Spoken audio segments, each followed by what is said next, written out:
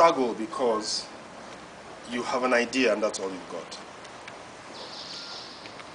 And many of you come to see me informally in the office, and I get a lot of people writing to me directly with a lot of business ideas, a lot of concept papers, and there's nothing I can do with them unless I start a company like yours. But also people forget that although I'm the ICT Board CEO, I'm also a business person. I've been in business for many years, and I've suffered some of the tribulations that many of the business people are going through now. In fact, if you remember, those of you who are older, in 1999, 2000, the company that I started got acquired by a company that was listing in London at the time, which is Africa Online, African Lakes. And then African Lakes delisted, and then we actually did a leverage buyout where we bought back 3 miles from African Lakes, Africa Online. When they came in with an agreement to fund the business to a certain level over a certain long horizon, and then they couldn't sustain it at the time, and then they got rid of their business. And then we took it over and converted what they had put into debt back to them.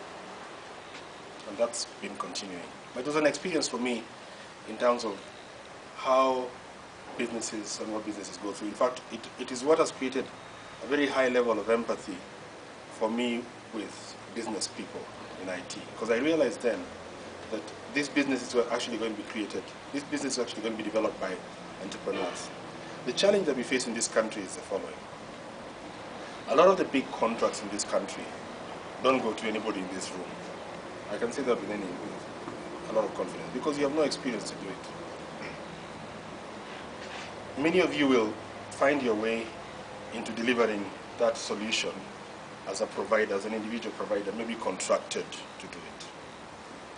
But we're not seeing enough companies growing into becoming sizable businesses as IT firms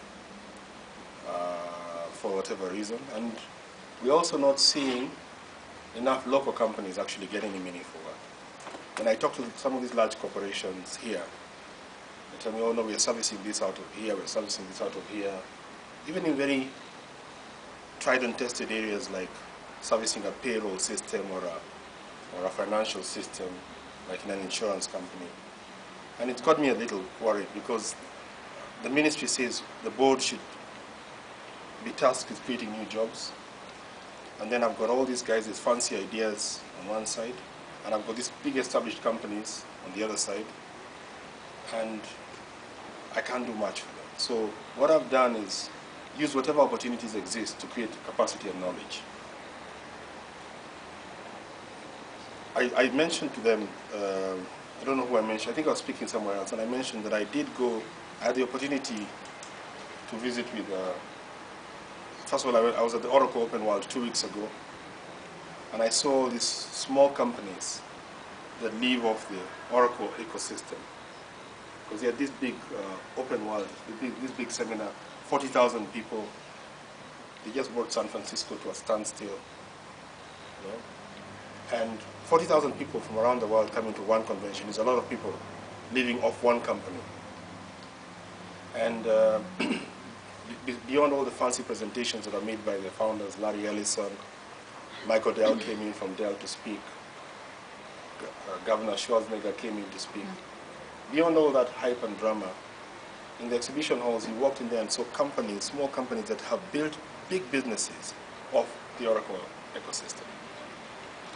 And one of the things I convinced, because I was with the permanent secretary, I told him that, you know, one of the things that has to happen in this country is more people have to start leveraging off what I call these large global platform providers to make money. We can't always create. Sometimes you need to mix creating and adapting, because you just need to make money.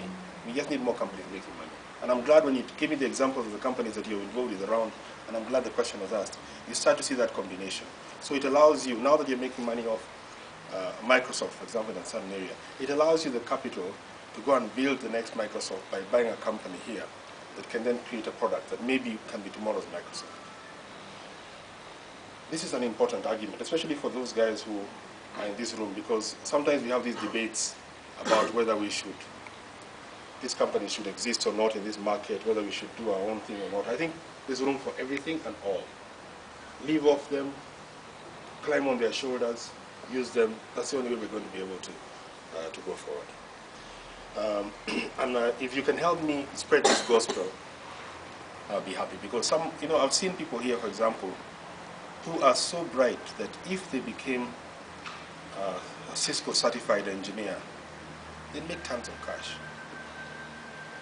If they became an Oracle engineer, they make tons of cash. Some of them are entrepreneurial and bright, so it even gives them a better combination because it means that they can actually start a business in that area, which you would find useful to support. So I encourage you to do that. The last thing I want to talk about is the board's perspective.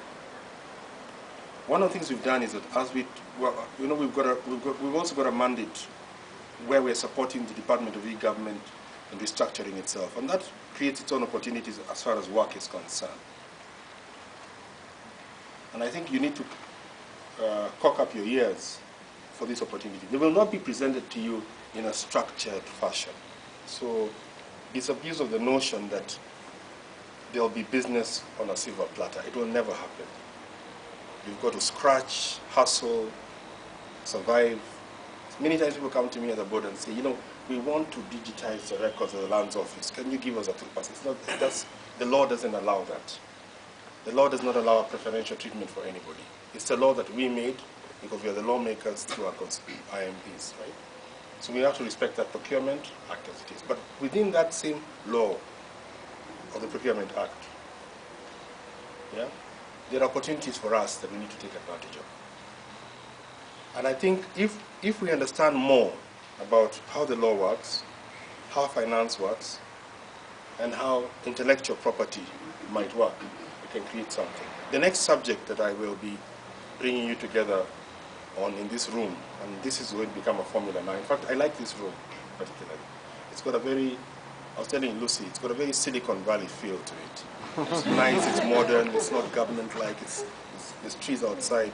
So, and for me, I don't have to procure it because it's a government building, so it's a government-to-government contract. When I go to Serena, I have to go and get permission to procure a non-government hotel. I have to go and get, it's very complicated, but it's a nice room, and it can fill up a lot of people.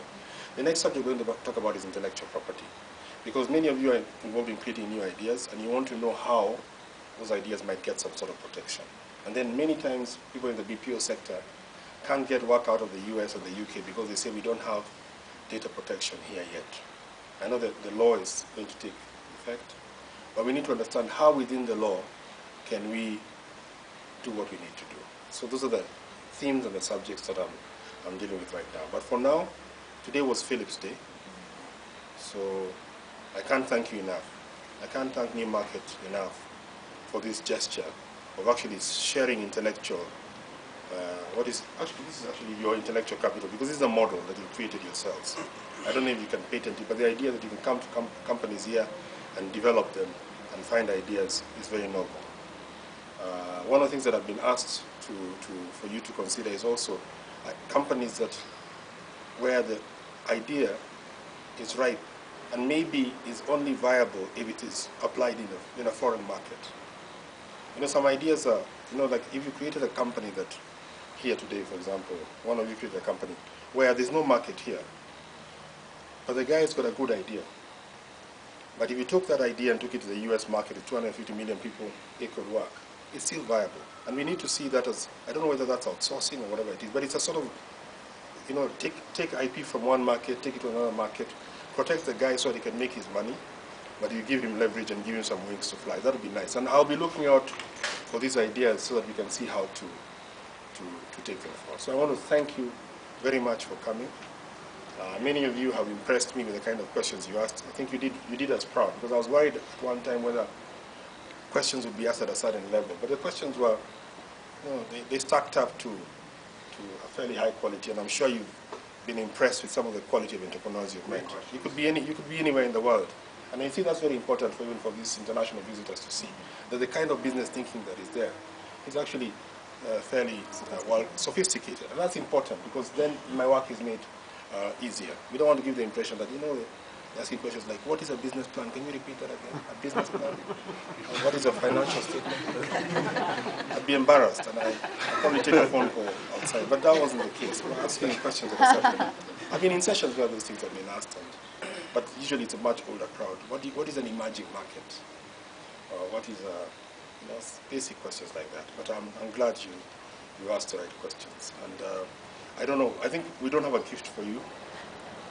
I think the only gift we can give you is the gift of the companies that are here, that you can